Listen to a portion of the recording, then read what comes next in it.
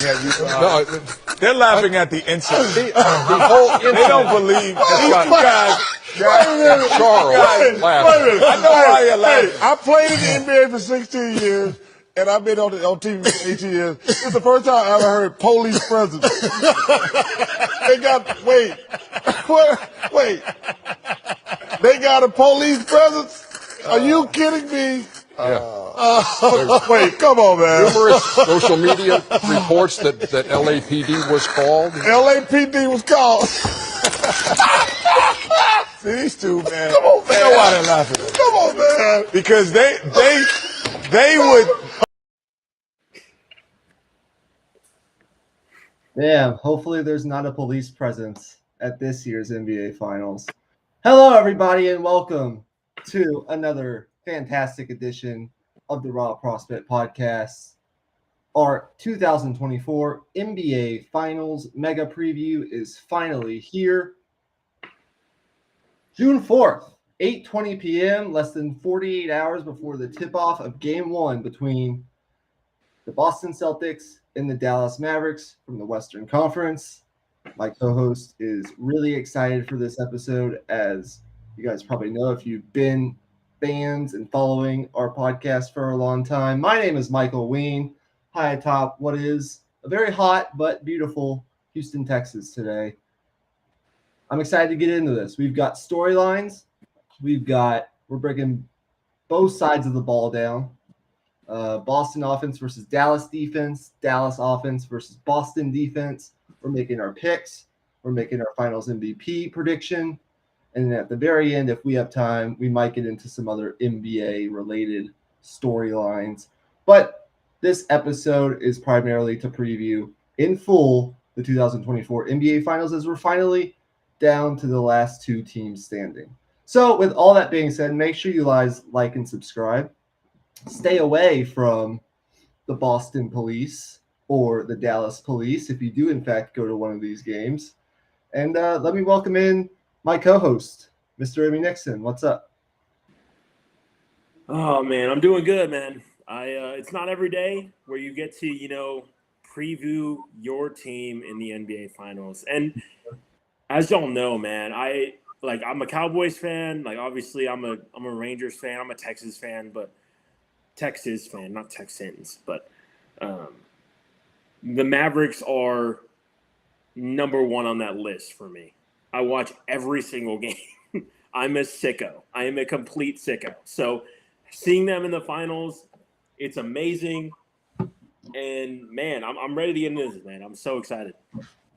It's been a pretty good, past 8 months for you. You've gotten to preview a little more than 8 months, actually. But you've gotten to preview the Rangers in the World Series. They won the World Series. Texas in the playoff. Texas in the college football playoff. The last year of the 14 playoff, and now the Dallas Mavericks in the NBA Finals. Hopefully the Cowboys can follow this up this year, but we won't get into that. Yeah.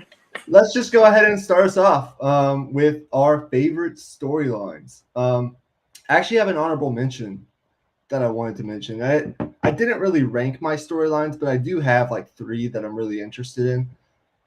But my honorable mention, I thought would just be worth mentioning, and that is, could this be Al Horford's last chance to win an NBA championship? He's now 38 years old. He actually turned 38 on Monday, so yesterday.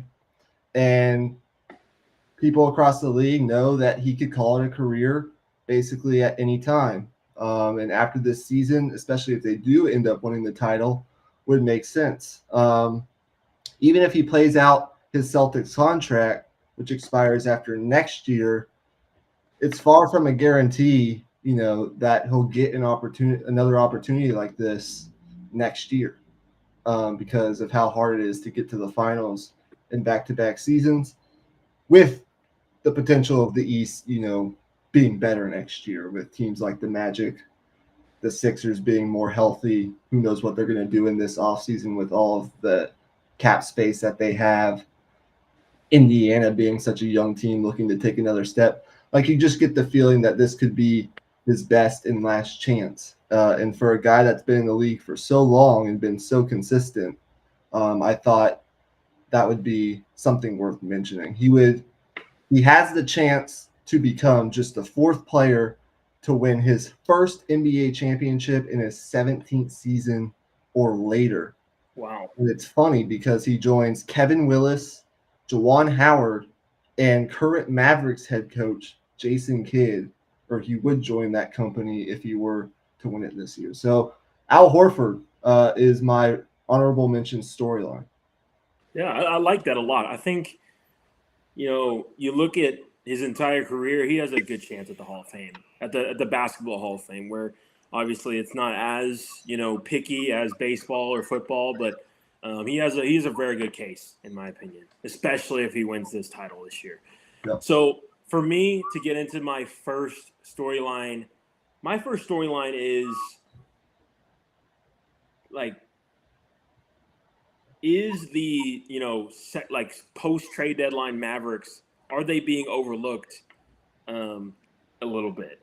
Is my first storyline, and here's where I'm gonna attack this in terms of the angle. Since March 7th, the Mavericks are 24-6 to close the regular season.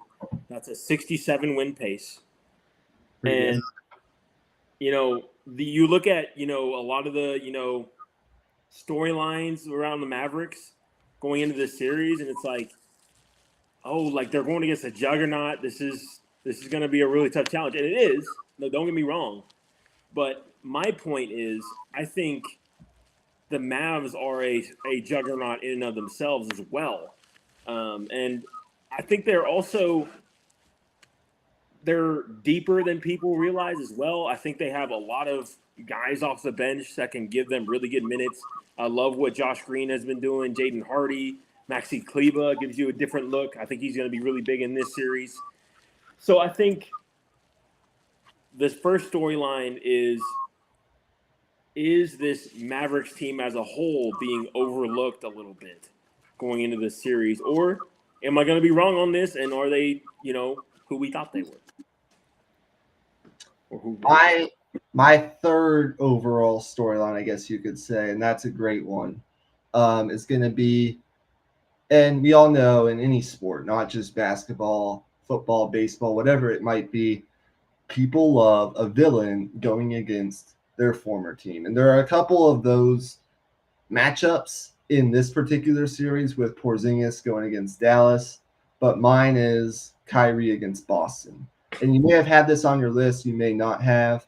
But this Celtics team in particular, with as good as it is, with the potential of Kristaps Porzingis actually returning in this series, we don't know how much he's going to play. We'll get into that later. Falling short of what would be banner number 18 at TD Garden would be devastating against pretty much any opponent, in my opinion, with as good as they are. Right. But against Kyrie Irving, that would sting, I think, a little bit more.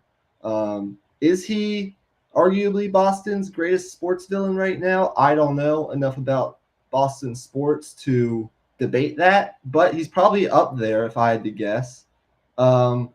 We know he infamously left Boston in 2019 after telling fans during an event at TD Garden that he planned on resigning. So that's number one. And although, he kind of played at a somewhat all-star level during his 2 seasons there, he repeatedly, I don't know if you want to say pissed off, but there's a word I'm looking for. He frustrated Celtics fans with some controversial remarks. Oh, right, exactly. That put his leadership into question. He had a interesting tenure there, to say the least. And since his departure, every time that he's played at TD Garden, whether it's been with the Nets or with the Mavs now, he's been greeted with great disdain and boos every time he touches the ball. And my lasting memory of him, with Boston, with the Nets, I guess my greatest memory, which calls this storyline into play is that 2021 Celtics Nets first round series, where if you remember in Game 4, he stomped on the Celtics logo at midcourt, and so I just feel like this could get fun, especially down the stretch if this series is close and it goes a long way. We'll see, but that's my number 3 favorite storyline in this particular series. Yeah, that was my number 2. Kyrie in playing in Boston, this more mature version of himself as well. He's been laser focused this entire playoffs, and I would argue this is the best version, like most polished version of Kyrie as an overall player that we've ever seen. In terms of his playmaking, his passing has been just downright ridiculous at times. His defense has been really, really good. He hasn't been someone that's, the other teams can attack. He's holding his own on that end of the floor really, really well, rebounding the ball, doing all the little things, making hustle plays. I think, he's just showing the amount of talent he has. He refocused himself, and he's just showing that what he can do when he's focused and has a clear goal in mind. And it's going to be really interesting to see how he, responds to that environment. I personally think he'll rise to the occasion, but who knows at this point? We really don't know. Yeah. So we pretty much touched on that storyline. I knew it would probably be in both of our lists here. My number 2 is kind of an interesting one that I had to really think about, but it's going to be Jason Kidd against Jason Tatum and Jaylen Brown. Let me explain. And this kind of goes back to Brooklyn's massive screw up, people believe, back in 2013 at the end of Paul Pierce's tenure. We all remember, before Kidd became the eventual Mavericks head coach like he is now, drawing up plays for Kyrie Irving and Luka Doncic.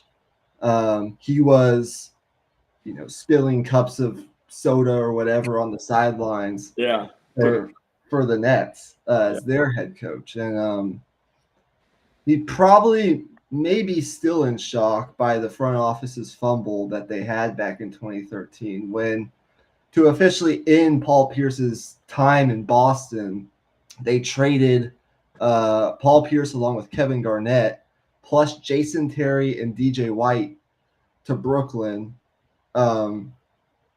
In Boston landed 5 players and 3 first-round picks, 2 of which became Jason Tatum and Jaylen Brown. And that's, I guess, where this storyline weirdly comes into play, because you now have Jason Kidd not only coaching against those 2 guys, which he could have had, but I don't actually know. Maybe you know this stat. I tried to look it up before the podcast, but how many guys in NBA history have won an NBA championship as a player with one coach? Yeah, I think there's another championship as a coach of the same team. That's an interesting one. I'll have to try to find that. The same team. Yeah, the same team. Yeah, okay. Because that would be the same team for Jason Kidd. So Jason Kidd's an interesting storyline himself for multiple reasons in this NBA Finals. Yeah, it's an interesting one because you could argue he's the better coach in this series, and that's so crazy to say, given all of the crap that I gave him throughout this season. It's just been a complete 180, man. I gotta give him so much credit because he's really flipped things around. So my last storyline, it's a pretty simple one. To me, it's all about Jason Tatum and what is his mindset going into the series, going into Game 1. Is he going to come in with a physical disposition attacking the basket? And I think if he can match, if he can match how he played in those, couple games in there in Indiana where he was really attacking the rim, getting, post-up touches deep in the paint. If he can do those types of things, I mean, Boston, has the larger margin of error in this series. There's no doubt about that. And I think if Tatum can just be not, amazing the entire series, but own those moments in games where the series can flip. If he can just own those moments, I think his entire narrative as a player will flip as well. We actually had the same number one storyline, but for me, I framed it a little differently. It's mostly similar though. Can Jason Tatum be definitively the best player in the series is my number one storyline, because I don't think he is right now. I think Luka Doncic would claim that title with the way he's performed so far in these playoffs. But two things can be true. Doncic is better right now than Tatum it has been in these playoffs, and the Celtics could still beat the Mavericks in a series where that fact is true. If Tatum, as you mentioned, does maybe shine brighter than Luka in this series, I would find it even more difficult to find a path where Dallas to win the series would be possible, but in the margins significantly shrink. But we know at times, he struggled after making 43% of his spot up threes during the regular season. He's at just below 28% in these playoffs, 27.6%. You talked about being more aggressive and more assertive, getting to his spot. But, he's coming off a conference finals where he played really well. He averaged 30 points per game, shooting 68% on drives to the basket in the conference finals. And, I think, again, going against Luka or maybe against smaller targets like Josh Green, Kyrie Irving, whoever Dallas decides to put on him, he should be able to create decent opportunities for himself. Yep. And some steady opportunities for his teammates as well. I think we may see some Maxi Kleber on him as well. And this storyline actually transitioned us well into our second topic of the show, which is the Boston offense against the Dallas defense. So I'll pass it off to you to talk about your keys for both Boston's offense and Dallas defensively. And you can go whichever one first. Well, so the first thing to start with Boston's offense is I think Dallas is going to make those two stars, Tatum and Brown, make reads, make the correct reads when they attack the rim, because they're going to have to either finish oversized or make those passes to break down the defense. And I think if they do the latter, if they're making those reads and getting the defense in rotation consistently, that's going to put Dallas in a really tough spot, because Dallas's size and length is what is their strength defensively, but you can completely mitigate that if you have them in rotation. Because every single one of these guys on the floor for Boston, pretty much for 80% of the game, every one of those top six guys can attack a closeout, can shoot the three ball, and is a threat to, just create something on their own late in a shot clock as well. So that's a different type of challenge for this Dallas defense. There's no doubt about that. And I think that is the key reason that Vegas views this series the way they do. I think Boston is a plus 1,500 or something like that to win this series. And I think that's why. I think they view it as Dallas is going to have a tough time stopping this Boston offense. But here's the thing to me, though. I think Boston's going to have a tough time finishing at the rim with the rim protection of Lively and Gafford and Kleber as well. I think Kleber is underrated in that aspect. And also, I think the Mavericks have the ability to switch things up defensively as well and throw, switching at the Celtics. And we've seen in the past when you switch against the Celtics, like say the Miami Heat did last year, they go into these, spells of playing iso ball, and you can kind of bait them into their worst tendencies with that. So it'll be interesting to see whether that appears again in this series. I do expect Jason Kidd to throw some zone at the Boston Celtics, to throw some, some switches, and obviously continue to play drop coverage with Lively as well. But I think Kleba is going to be a key factor. I don't know if this is going to be, a huge Gafford series, just because he struggles a little bit out on the perimeter. Yeah, I agree with all that, and I'll just add on to it. I think for Boston, if Porzingis does in fact play, which at this point I'm expecting him to. Right. I think they did confirm, but we don't know whether he'll be on a minutes restriction. Yeah, that's the only question. For me, if I'm Boston, I think you gotta feed him as much as possible. I think he might be the Celtics' clearest matchup advantage. He's expected to play. It's unclear exactly when or how many minutes he'll be allowed to play coming off a calf strain. And we know how murky and weird those calf injuries can be. But he's been out a while, and my thinking is he's had enough time to at least get back to, 85, 90%, somewhere in that range. But when he does hit the floor, I think they should try to find him as much as possible. We know about the versatility of his game. He can post up or shoot basically over any regular Mavericks rotation player, and he can threaten Dallas with the pick and pop threes. Like, I don't know.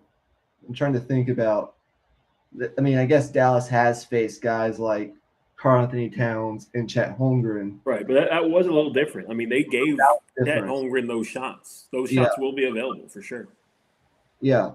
So I think if Kristaps can knock some of those shots down, that would be huge for Boston. And he's also kind of, the solution to maybe solving the Mavericks' first-rate, really nice rim protection and any switching defense Dallas might opt for with those Celtic star wings, Jason Tatum and Jaylen Brown. So I think you try to get him the ball as much as possible and see what mismatches he can create. And then if I'm Boston, and this plays into one of my Dallas keys, I think you try to attack Luka on defense, force him to kind of work overtime on defense. And it's not because of Luka's poor defensive ability. He's actually, I think, really underrated as a defender. He's been pretty good as a defender in this postseason. I think he's done a really good job, being solid on that end, not being a liability. He's held his own in these playoffs despite dealing with some injuries that he might still be dealing with, and still having to do everything he does on the other end of the floor. But if you're Boston, I don't know that Boston's equipped with the kind of players that are best equipped to beat Luka, which I think are lightning quick ball handlers who can shoot. But they can force Doncic, to switch on to Tatum and Jaylen Brown or chase Derek White around screens. The more movement you make, the more energy you make him exert on that end of the floor, you would think, would maybe play on later in games to tire him out a little bit on the offensive end of the floor, because we just know how good he's been late in games. And so that's kind of another thing I'm watching for. And then I guess for Dallas defensively, it's about, continuing to protect the paint. They've been stellar at that since acquiring Daniel Gafford. We saw them thrive against the Timberwolves. You know, but the Celtics, you know, might be a shock to the system because of how they can attack. Boston, this is a weird stat. Boston actually gets more shots at the rim in losses, but it converts just 63% of those looks compared to 72.4% of looks around the rim in wins. So when they win games, they're not getting as many shots at the rim, but they are converting at a high rate around the rim. So if you're Dallas, you want to make sure you ensure that you continue, you know, to have good rim protection, which I think they will. I think Boston will struggle to score around the rim, and that's going to make, you know, their offensive identity at their core even more important, and continuing to shoot the three ball to make their threes. But it's also interesting because, you know, for Dallas, I don't know that you really have guys that you can just leave out on the perimeter while keeping Gafford or Lively or whoever it might be in the paint. Just because, you know, in the first round series against the Clippers, Zubac wasn't really a factor from out there. Rudy Gobert is not really a factor from the perimeter. You know, and we'll just have to see how they deal with that. Yeah. But is there anything else we're missing? We've touched on a lot here on this. I guess I do want to say one more thing. Okay, go ahead and say yours. Well, no, I'm going to ask you a question. So go ahead and make your point, and then I'll ask you a question, and then we'll move on to Well, the last thing I was going to say is one thing that I really liked about how the Thunder attacked this Mavs team is they really attack the mid-range. The Mavs are good defending the three-point line, and they're also good defending the rim, but I think where they're vulnerable is in the mid-range. And Shea really showed that and proved that you can, if you can, you know, get to your spots and be kind of shifty in that way and get to those little pull-ups at 15 to 18 feet, those are going to be available to you. So I think that's something that I think Jason Tatum and Jaylen Brown could take advantage of. So I'm putting you on the spot, but who would you give the edge on this side of the court? Or Boston offense against Mavericks defense? Well, or is it a push, do you think? I think I would give the edge to Boston on their good shooting nights because you can't defend every single three, and they have so many weapons on the three-point line. But we also know that they're prone to go cold on certain nights. So I think there's going to be – it's just whether or not they have 4 good shooting nights out of 7. I think that's what really comes down to. I think both teams are going to be able to score the ball pretty well. I agree. Okay, let's move on to the other side of the ball. This Dallas offense with Luka and Kyrie and all the role players who have been performing really well throughout the playoffs at different times against this Boston defense, which we all know during the regular season and for much of the playoffs has still been really good, but for the regular season was the second best defense in the league behind the team that Dallas just handled in 5 games, the Minnesota Timberwolves. So Dallas has already seen a pretty stout defense, the most stout defense in this playoffs, and they really didn't have any problems with it. And now they get Boston. And so I guess for the Mavericks offense, since you are the Mavericks expert here on this podcast and the Mavericks fan, what are the keys for Dallas against Boston's defense? Well, to me, this is going to be all about whether the role players can hit shots. They flipped the series against the Thunder. The Thunder were like, we're not going to let Luka kill us on an island. We're not going to let Kyrie kill us on an island. We're going to have PJ Washington, DJJ, Josh Green. They're going to have their open looks. And ultimately, they hit enough shots and they were able to win the series in 6 games. But for this series, it's I think it's going to fall on them. I really do. I think Luka and Kyrie have been really good about getting the role players involved early in games and getting them into a rhythm. I hope that continues because I think that will be really big, getting them going in each of these games because you're going to need them. I think this is by far the best offense Dallas has played in this playoffs, and that's not a hot take. But I also just think you gotta be able to match them on your end of the floor as well. Like I think what's really been great about Kyrie and Luka in this playoffs is they have a really good knack for those run-ending shots, momentum-killing shots on the road, whether it be at home, on the road, whatever.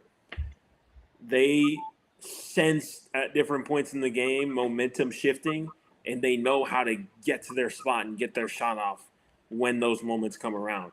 So I think that's going to be a really key part of this series because there's going to be avalanches of Boston Celtics threes. You know, that's going to happen. But I think Dallas has demonstrated the ability to overcome some of that. So ultimately, I think there's going to be a lot of close games in this series because I think Dallas is going to be able to respond to some of these Boston runs in a way that their prior opponents have not been able to. Yeah, I think, first of all, what's important for Boston is transition defense. I think, and we all know, like, the first thing for Boston defensively is just not getting lazy, not losing focus, having that intense defensive focus, Right.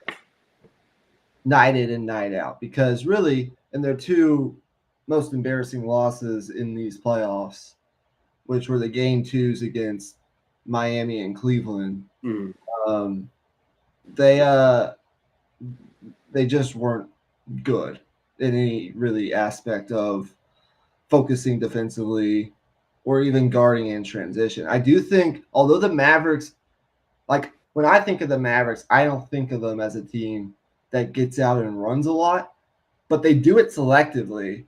And it's often with Luka, with his great court vision, or Kyrie Irving hitting, those hit-ahead passes before the defense really knows what's hit them. And we know the lob threats that Dallas has, but Dallas is adding 3.4 points per 100 possessions off fast breaks in these playoffs. That's the fourth highest in the postseason per cleaning the glass. Those 3 to 4 points could potentially be late in these games the difference. Like the margins, I think, are going to be so thin in these finals late in games that those extra points that Dallas might be getting in transition could decide some of these games. You just never know. And so I think Boston needs to stay focused, but mainly in transition. They need to be wary of when Dallas decides to attack, after defensive rebounds or even after makes, they'll push the ball. And so I think that's going to be important for Boston. And then, like I talked about, I mean, you just have to play with a purpose if you're Boston. You've come too far to let go of the rope now. You cannot suffer from your own aimlessness or stupid mistakes defensively against Luka and Kyrie. Luka will kill you. Yeah. Luka is a stone cold killer. He's an assassin.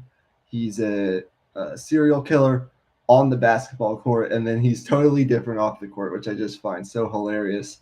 But you especially can't do it against a backcourt that's performing at all-time great levels.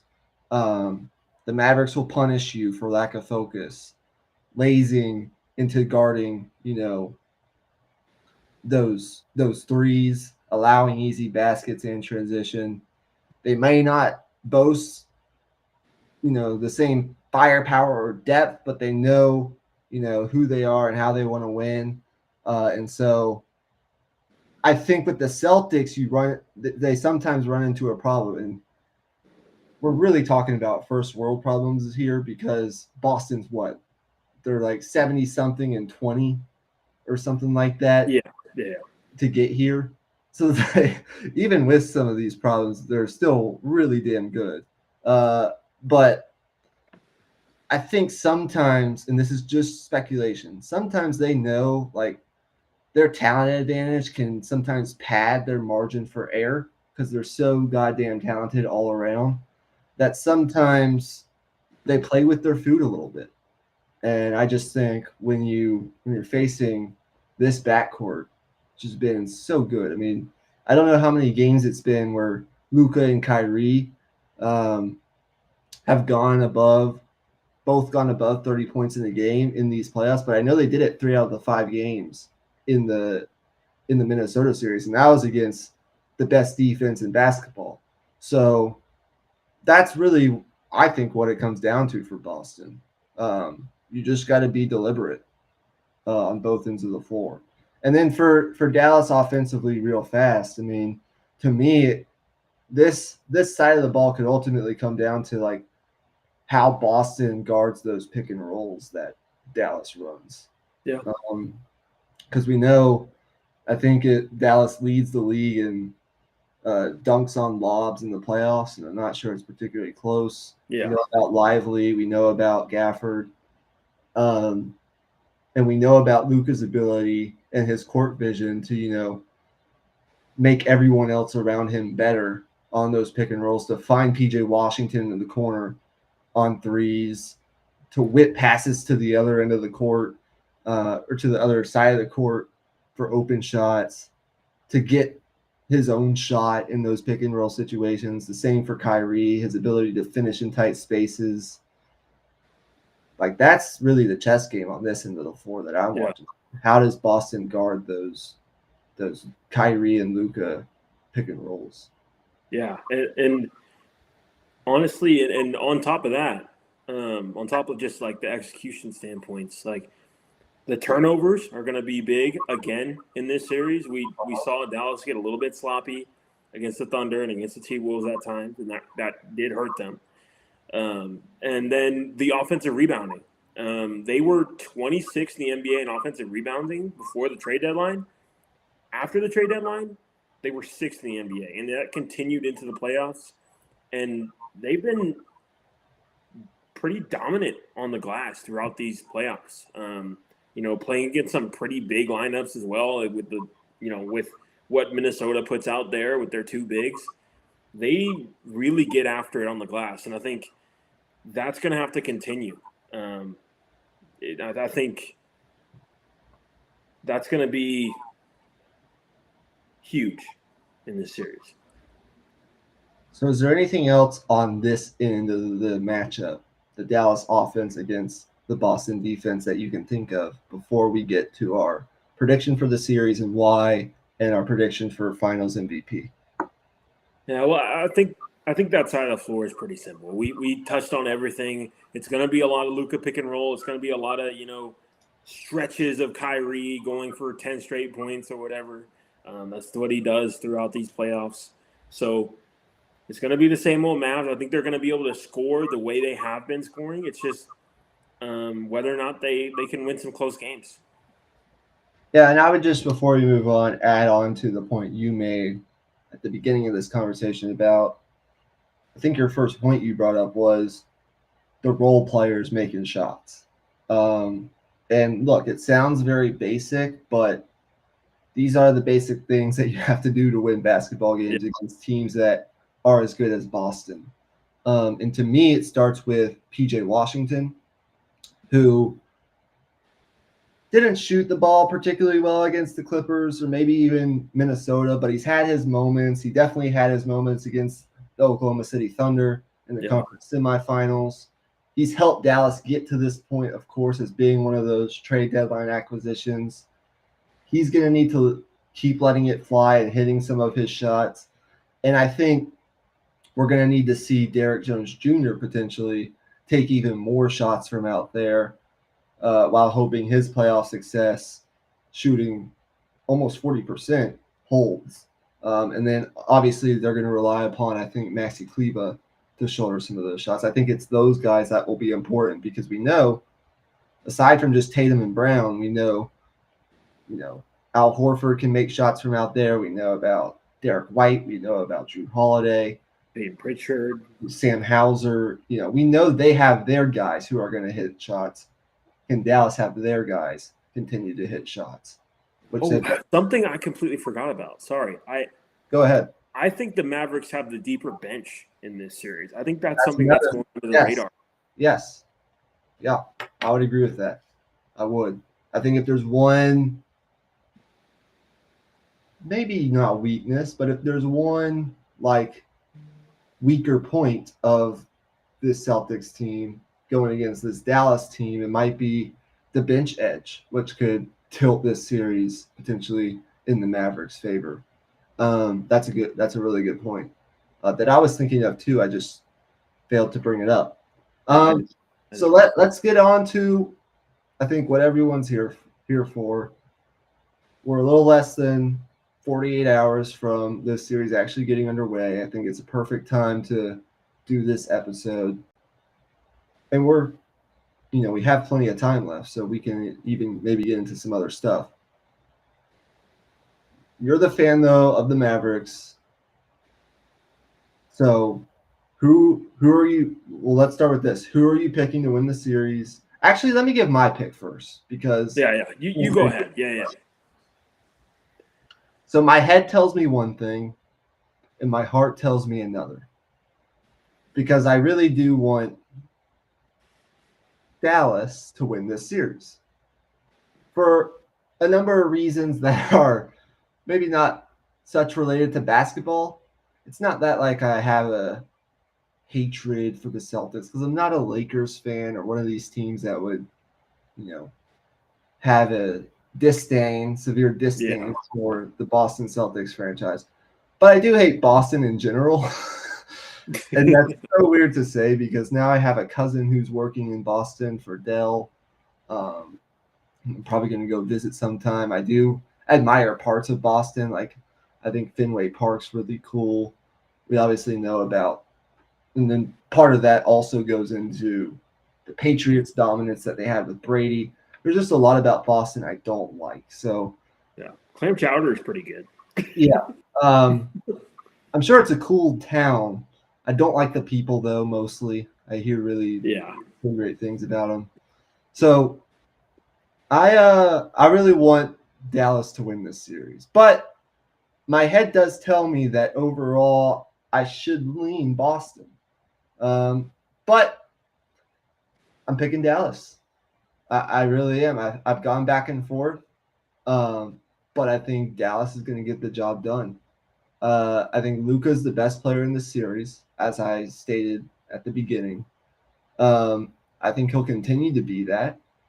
I think Kyrie, as good as he's been already, maybe even takes it to another level against his former team.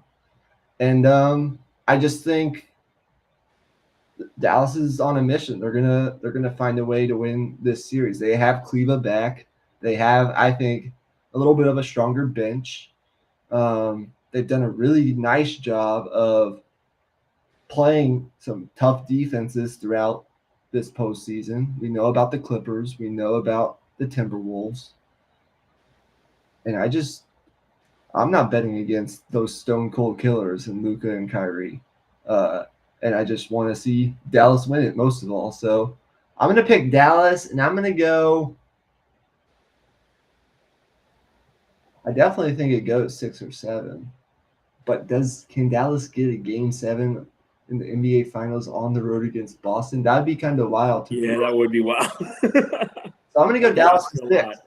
I'm going to go Dallas in 6. It might require them to win 2 games at TD Garden, but it might not. They might just have to win 1. So, but I'll go Dallas in 6.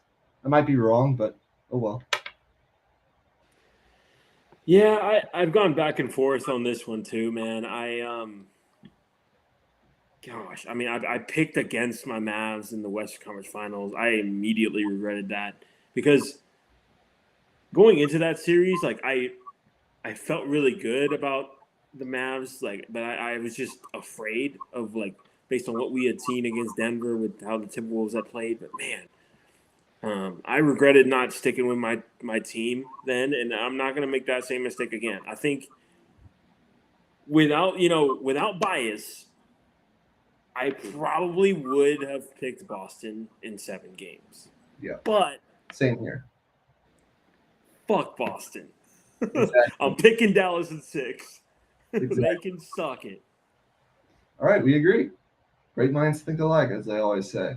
But I'm pretty sure neither of us, unless we're just going complete balls here on the show, none of us probably have the Chuck guarantee in us, right? Yeah, no. Not going that far. All right, understood. And I was thinking the same. But I just wanted to throw it out there as a joke. So Finals MVP, is it Luka for you, or is it? Yeah, I think it would have to be Luka, man. I just think, with how much he controls the game, with he's been the best player on this team for years and years and years. I just think he would just have to win it. I mean, for them to win this series, it has to be because of Luka. Yeah, I had his stats pulled up for the postseason, and he's 25 years old, and what's he averaging in the playoffs? I know during the conference finals, facing a Minnesota Timberwolves defense that really, when you think about it, neutered a pair of high-power offenses in their first 2 rounds. In the conference finals alone, he averaged 32.4 points, 8.2 assists, and 9.6 rebounds. So we know he can do it against the best of the best defenses. And he had a 62.7% true shooting percentage. I've got a stat for you. Okay, go ahead. Luka is the first player in NBA history to lead the playoffs in points, rebounds, and assists. Yeah, that's going into the finals. That's a special stat, and I love when you're throwing out stats. That makes the show even better. But the Wolves tried everything that they could, and Doncic melted them into like vapor, basically. Yeah. Melted them into soup is the phrasing that the Ringer uses. But I want to flip this on its head. If Boston wins the series, who do you think is the MVP?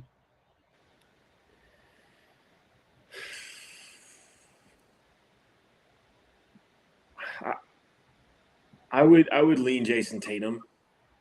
I do think it is kind of close though. And all credit to Jaylen Brown, but I actually kind of disagreed with the decision to go with him for Eastern Conference MVP. I actually thought, I thought Tatum was the best player in that series overall. Obviously, Brown had some really big moments. I'm not taking anything away from him, but I think finals-wise, I think with all of the scrutiny from being in the spotlight Tatum gets, I think it would go to Tatum. But I could be wrong on that. I think it's closer than it would be for the Mavericks for sure. I think if Dallas wins, it'll be in 6. I think if Boston wins, Dallas will get it to Game 7. But I just don't know that they would be able to win a Game 7 in Boston. But what do I know? I've been wrong multiple times in this postseason. So we both have Luka. We both have Dallas in 6. Anything else you want to say about this series before it starts in less than 48 hours, given that you're the Mavericks fan? Do you want to give a pep talk to your team? Do you want to try to coach them up real fast? Let's try to have a little fun here. Do you have anything you want to say? Oh, man. All right. Okay, so I'm giving you the freedom to curse them out if you want, for no particular reason at all. You can go ahead and curse them out if you need to. Go ahead. I mean, so here's the thing, though. Like, I feel like with how far they've come, man, like, this is just play how you've been playing. Play how you know how to play.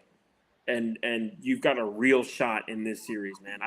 I've kind of laid it out as like, this is not a 50-win Mavericks team. This is like a 65-win, 63-win level basketball team. And I think this is a real opportunity here, man. Just go out and take it. I think Boston, this is going to be full-on fan mode, but I think Boston is vulnerable mentally, man. I think Luka and Kyrie, I think Mavericks are the stronger team from a mental standpoint. And I think when it comes down to it in the fourth quarter, put the ball in Luka's hands and let him cook. Yeah. Can't blame you for any of that. And I guess my closing remarks would be, I just can't wait. And that's what we say every round, it seems like, but I think this really has everything. Yeah, we've waited like 72 years for the series to start. Like, what the fuck? It's been so long. This series has pretty much everything. You've got tense history with players between teams, right? We talked about Kyrie in Boston.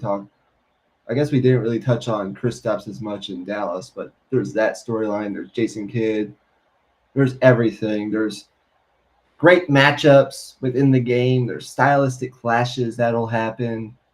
There's the star power, whether it's Doncic, Tatum, Jaylen Brown. Someone from this next generation of stars that we're talking about and have been talking about is set to win their first championship ring. Yeah, getting a new champion. As great as the playoffs were when LeBron James and Steph Curry almost always reach the finals every year, it's getting that time for a new era. And so I'm just super excited. I think this is a really good way to end this NBA season. We have, we have about 5 minutes we can play with here.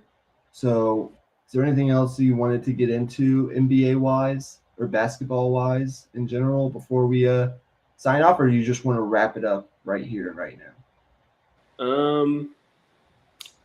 It can't be anything too extensive, but if there's something that you want to touch on real fast, we can. Well, man, I think I've been thinking the Timberwolves team a lot, and what their future is. I think ultimately you run it back. I know it's going to be, luxury tax. It's going to be pricey. I don't know whether you bring Kyle Anderson back, but I think the core of the team you bring back. Yeah. And I think you just have to bet on Anthony Edwards and to an extent Cat just playing better the second time around. And I think Ant will. Cat is kind of yet to be seen. And then I think the third part of it is Aiden McDaniels, I think, has legit offensive potential. I think he could be a guy who could average, 16 points per game in a playoff run. And I think if he does that and is a little bit more consistent with that, they could be in a really good spot. So I don't think it's panic time in Minnesota. I don't think you trade Cat. I don't think you trade Gobert. I think you run this thing back. I would agree. Well, that's more off-season fodder for us to see the next episode. But I would largely agree with everything you said there. That's going to do it for this episode number 1 of the night, Tuesday, June 4th, 9:15 p.m. We did this fast. We did it efficiently, but we touched on a lot. So whether you're a Boston fan, even though I hate you, or you're a Mavericks fan like Emmy is, or any of the other Mavericks fans that I know a lot of them, by the way, and I'm sure you do too.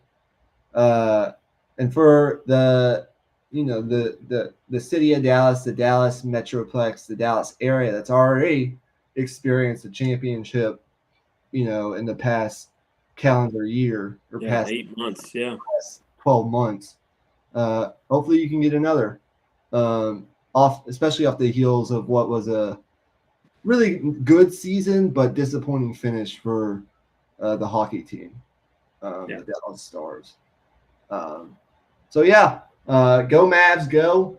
Let's go Luka. Let's go Kyrie. Beat the fuck out of your old team, and we will see you for another NBA episode next week when we're potentially maybe in the middle of what is a dogfight of a series, or maybe we have an NBA champion by the time we do our next NBA episode. We will have to find out. And maybe it's a celebration episode where we just celebrate Mavericks title. Maybe we just drink the whole time. Yeah. If I have to imagine, like, if the Mavs win, you would be going to the championship parade and things of that. I would definitely. What did you do? I know this was a while back. Did you do anything when they won the title back in 11? Or that's a funny story, actually. So go ahead and tell it. So my family, we decided to try and bike to the parade, and on the way there, I ran into my dad's bike. I ran into the back of his bike, popped his tire, and then we ended up like trying to walk over to like a bike store or whatever. But by the time we got to the parade, it had already kind of, been through most of it. So like we didn't get to actually see like the players, but we did experience the crowd and all that. But I definitely would want to go to that parade, man. That would be super sick. Yeah, that would be sick. But we got a long series ahead of us, so we'll get there when we get ahead of myself. So for Emmy Nixon, for myself, Mr. Michael Ween, Tuesday, June 4th, 9:15 p.m. Signing off from our 2024 NBA Finals Mega Preview. Hopefully you guys enjoyed. If you did, make sure you like, make sure you subscribe, make sure you share this with your friends, whether they are Celtics fans or Mavericks fans or just NBA fans in general, like myself, as I really have no bias in this series, but I do have a slight lean towards the Dallas Mavericks, as I'm sure Emmy would if the Spurs were in the finals. And we'll be back here in the next 15-20 minutes for a golf episode. Yes, people, we're going to have golf episodes in back-to-back weeks, but we've come up with something I think really fun for the Memorial Tournament. It's Jack Nicklaus's tournament at Murrayfield Village, and some burning questions that we have on the golf side. So hopefully you guys tune into that, and we will see you next time for another NBA episode. So go Mavs, and peace out.